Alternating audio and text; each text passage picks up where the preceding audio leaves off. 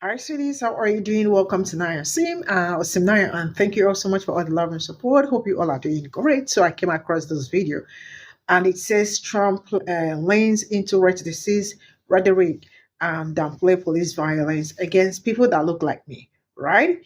And this woman really made a very great point because she was talking like she was saying that they are thinking that what is going on, especially in Black community, is not systemic problem, but we all already know that it's systemic problem.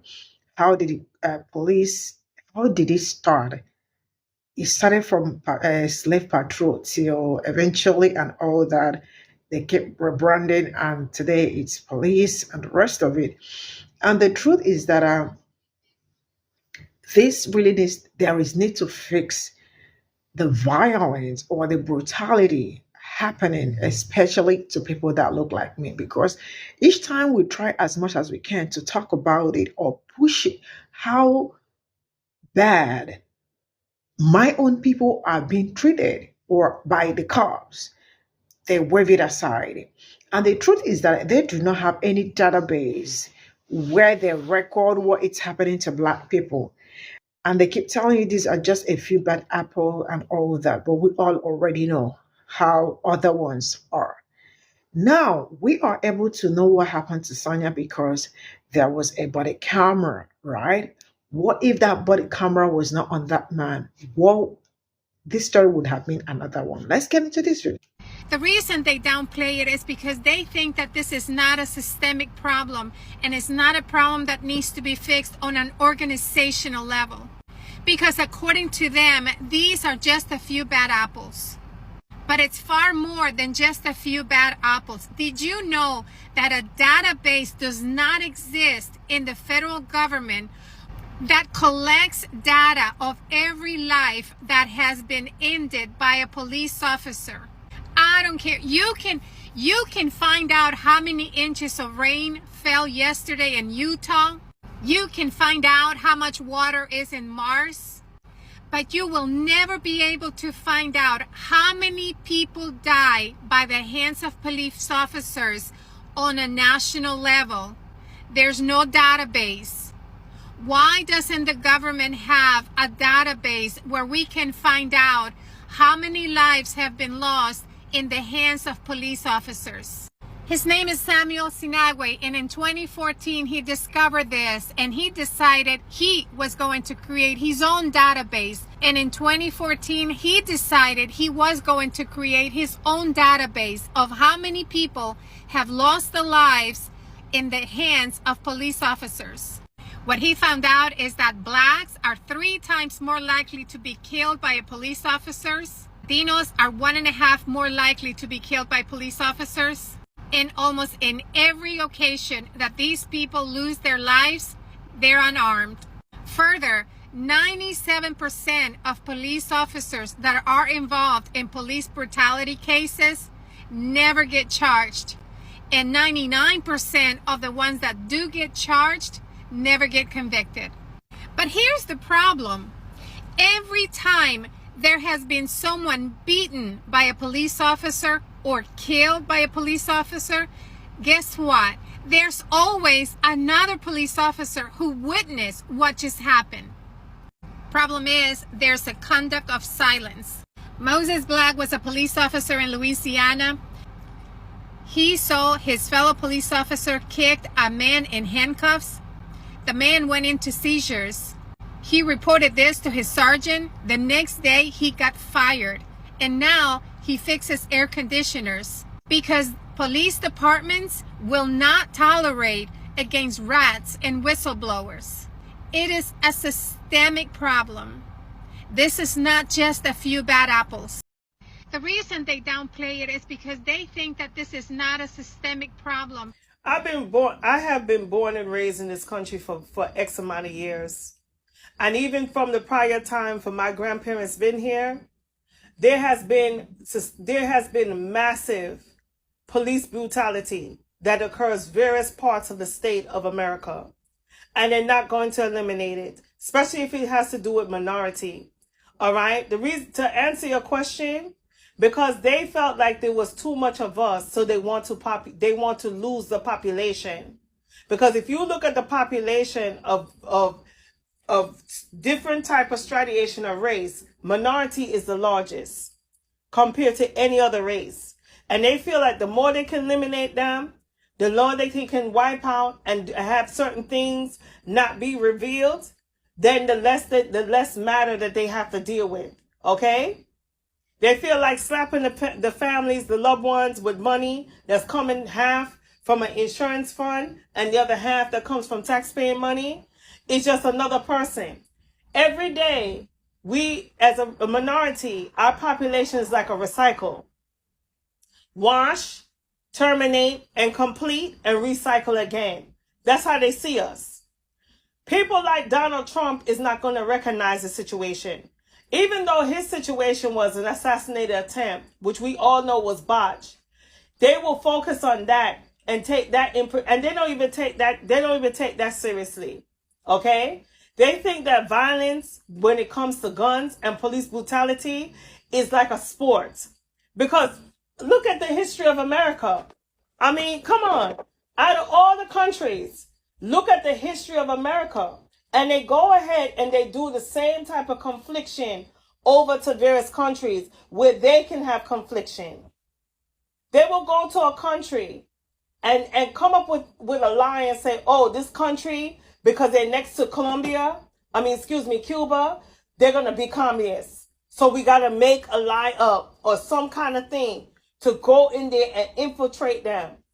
And what's the number one thing they'll do for people to kill themselves? They will smuggle guns. But as far as the police brutality, it's never going to change. Because you know how I know it's not going to change? Only once in a blue moon, a cop will go to jail and spend a sentence less than 5 or 10 years. They come back and tell you, oh, they don't have no pension. So how they still surviving and still living in their house? Of course they're giving them the pension. They be silent. You look at the records and the database, all of it is sealed and classified. The only time it opens up unless that same cop does it again. Or some victim family members rehash the story and it comes up again. No, for real. And another thing they do, if these cops don't go to jail, they end up giving them another blue collar job. Like be a firefighter or take out garbage, or they have them work in another division or transfer somewhere else. They protect them because guess what? These police officers, believe it or not, they infiltrate agents. Okay? When they talk about they going there for their personal training, half of them are trained by military. Look how they're training versus the military versus them. It's the same tactic. Same tactic. I'm going to say allege. Okay? Because even if you tell the truth, they're going to turn around and say, well, where you get this information from? I'm going to say allege. Look how the way they will turn around and have someone pinned up on the floor compared to somebody that's in the military. Same thing. Some of them, if you look at their background, they were trained assassins in the military and snipers. And they will hire them real fast. Whether they pass the exam or not, or even pass the academy exam, because these are people that they want to infiltrate us, to destroy us, and that's no lie.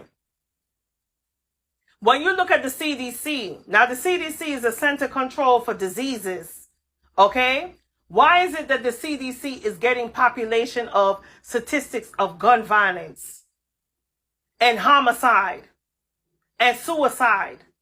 And it's supposed to be a center for disease center about people getting illnesses. And some of the numbers are the same similar numbers. Either go up a few thousands or a few 500s, but it's not adequate. But as you look through the years, the numbers of gun violence and including police brutality, they don't put it there. They tell you it's gun violence. They label it as gun violence because they don't want you to see that this is a sick society, that this is a mortal society, meaning that they have trained police officers to kill us. No, for real. I'm not trying to, badmouth America, but this is a common thing. And it has to be. Because when you look at some of the things that these police officers have done to black men and women and children, okay, you'll be like, huh. But I keep on telling people, if you see the activity that they're doing outside, imagine how they're doing it inside when they get locked up in jail. 3 times as much, because guess what? You can't see nothing. The inmates are not going to say nothing because they're going to target them too. And the violence is stirring up because some of the people that are in the legislative and also the executive, they're the ones that stir up the violence.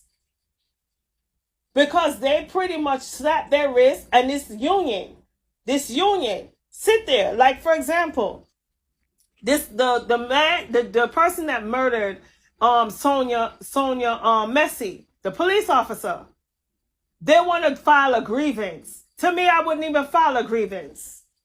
Why file a grievance when the evidence is black and white? And then guess what? File a grievance so he could go back on duty and go back and do the same thing again? These police officers, some of them are signed as infiltrators or agents that's there to destroy. There's a project out there that is from the government that want to destroy. But when you're talking to these black women and children and the young generation, they don't listen. Okay? Malcolm X once said, when you look at your population of people that are living in your neighborhood, you notice that in the black urban and neighborhood and minority, they have 4 precincts. In each not even in borough, in each street corner. Compared to you go to live in a suburban place, they will have 1 precinct and a villager. And it's a small division. Compared to the black area, let's say if you have a population of 200 people, you're going to see that they have 1,000 cops in each division, in each precinct. You have a precinct on one section, then you go on the upper block, you see another precinct.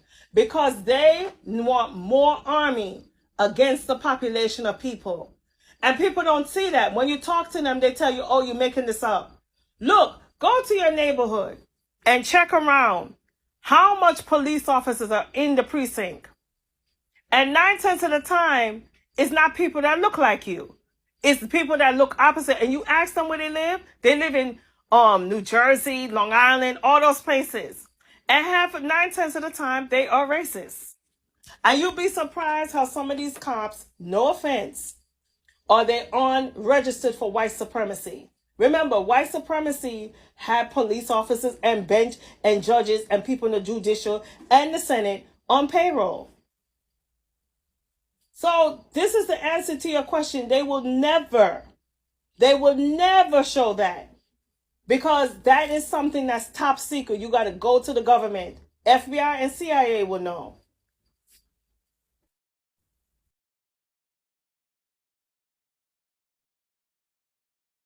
So this is actually all I got from this video, and what the woman said is actually correct. I mean, it's kind of very rare to see a database where they keep how Black people, especially because when Black Pearl was talking about minority, I am not into minority. When I am talking about Black people, I am talking about Black people with my full chest, right? I am not cutting corner, right? So I know what I am saying. I remember Sister Tabitha. I probably will look for the picture, the video, and stitch to, attach it. So you always say it. I think from 2021 till now, we counted about 40 something, right? 40 something Black people. These are the ones we saw, right? Not the ones we couldn't count or account for. Because sometimes you talk about the ones that you were able to see it happen, right? Because if the body cam did not capture that, that would have been another story. It probably would have been tagged Sue and Side or something else, because this is not the first time they have said something like this, that sometimes they find black person in a place like that and they start asking questions. The first thing you hear is that probably it's a suicide. And you all know very well that suicide, it's not common when it comes to people that look like me. I don't know if that makes sense, right? So, because camera captured this is one of the reasons why we are talking about it and we are able to know it, because they are ready to clean up everything. And I am very sure that that same young man, he did not probably he forgot that his camera was on and all that, because for him to say do not bring any aid, right? That she's already wasted, like it is already done. Don't waste anything. And they refuse to call anybody, they refuse to call for help and all that. Because if they had given aid, something may have been done, or like, something might be, but just to tell you how evil minded he is. And so when you think about what happened to Sonia Massey, right? And then you think about the people that we are not able to say what happened to them, because I can remember so many people, like each time I bring videos of disembarked bodies, you find the leg somewhere, the other one the other side, the other one the other side, right? So black community is already over policed. I know some people are taking this very lightly, right? Because it is not affecting them directly. But I want us to know something. The next person that is coming into power, if he ends up like the one that everybody is all screaming for and all that, he already said he is giving immunity to the police so that they can go and win souls. I don't know if you understand what I said by winning souls. Immunity to do whatever they want to do, right? Because they will not be questioned anymore over doing their job. Now, when we talk about this, is really scary because some people do not understand it. I see a lot of people out there in the comment section screaming that for president, do not see for this, for that, for that. It is really going to get worse.